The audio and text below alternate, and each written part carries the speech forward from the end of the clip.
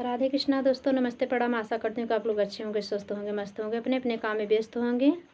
और आप सब बीच बहुत प्यारा सोहर लेके आई है। हम पति पत्नी नोक-झोंक भरा है और एकदम देहाती पारंपरिक सोहर है। पूरा हर घर गाया जाने वाला है। दादी अम्मा के ज़माने का, अपने दादी के और अपनी माँ का सीखा हुआ सोहर गा रहे हैं। कैसा लगा फुलवाच रह कर सुनत जाइए। हमारी दादी, काकी, भाभी, सभी चाची, हमारे दादा दादी, सभी माताओं बहनों से ही विनम्र निवेदन है, फुल वॉच रही के सुना जाइए। हमारे मुँह से गा हुआ अगर सोहर अच्छा लगा तो लाइक कमेंट जरूर कर जाइए और अपन सब प्यार दुलार खूब यहाँ सोहर पे दे जाइए। आप सभी का बहुत बहुत धन्यवाद। आप सबके पूरा विश्वास है कि आप सबको अच्छा लगेगा।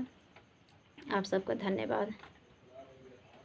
पियवा तो हाई हमार, पियवा तो हाई सिर साहेब, तू हाई सिर साहेब हो। पियवा तो हाई हमार, पियवा तो हाई सिर साहेब, तो हाई सिर साहेब हो।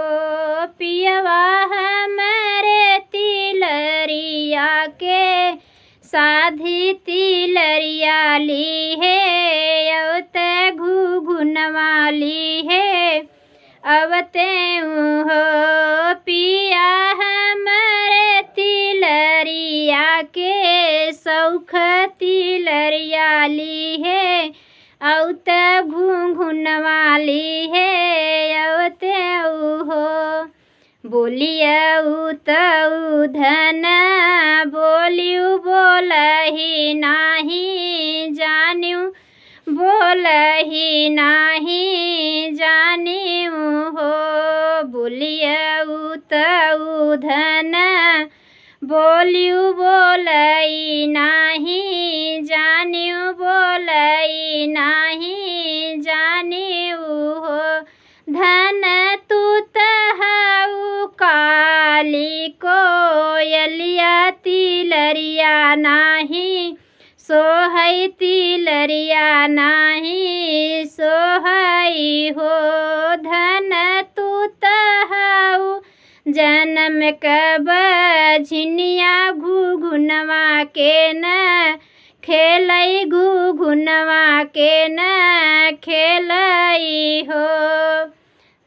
धन तू तहाऊ काली कोयलिया तिलरिया नाही सोहई, तिलरिया नाही सोहई हो।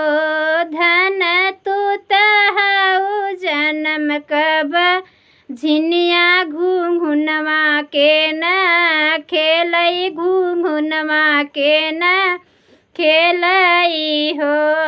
कुलियाई खीर की नहानी, सूरज पैया लागी, सूरज पैया लागी ने हो।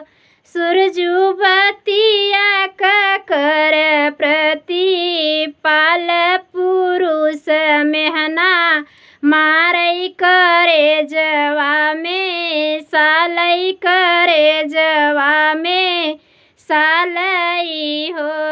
कुलियाई खीरे की नहानी, सूरज पैया लागी, सूरज पैया लागी ने हो।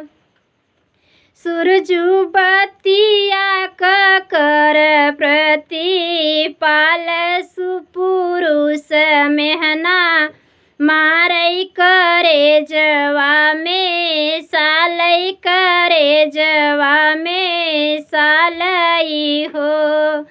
जाऊ तिरियवा तू अपने तय अपने ससुर घरे, अपने ससुर घरे हो।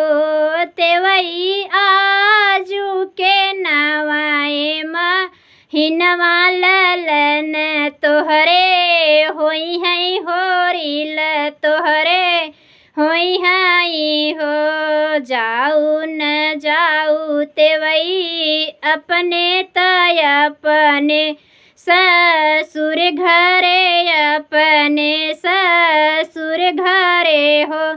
तिरिया झुके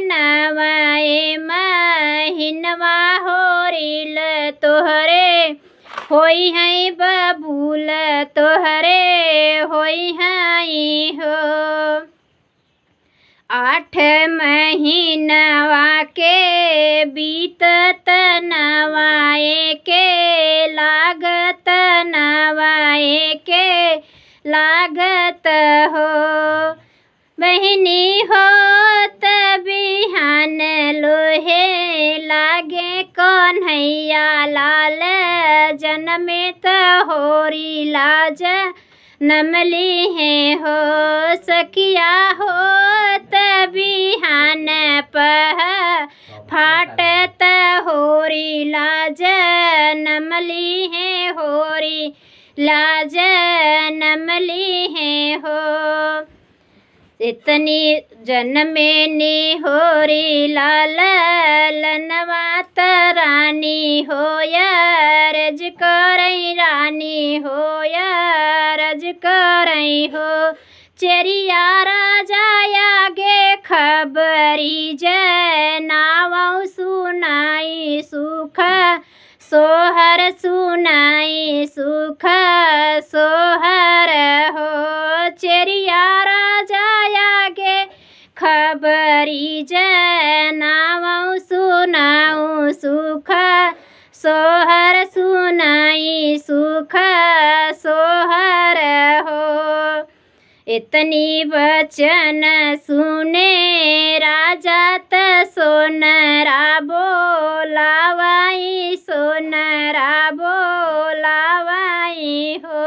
हकड़ऊ नगर के सोनरा बेगह चला आवऊ बेगह चला आवऊ हो। सोनरा धन जोगे गढ़तती लरिया घुगुनवा हो देते घुगुनवा हो देते हो।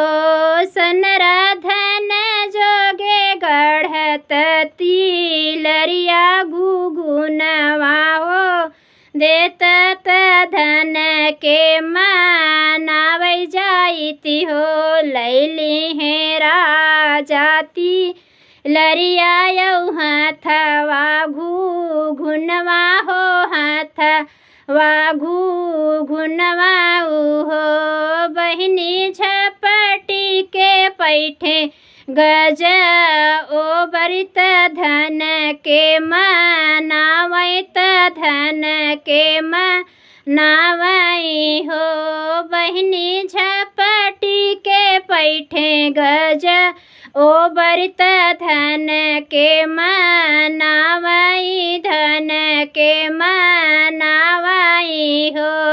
लैल तू पहिन धन तिलरी घुंघुनवा मोर लाल खेलई घुघुना हो लाल खेलई हो।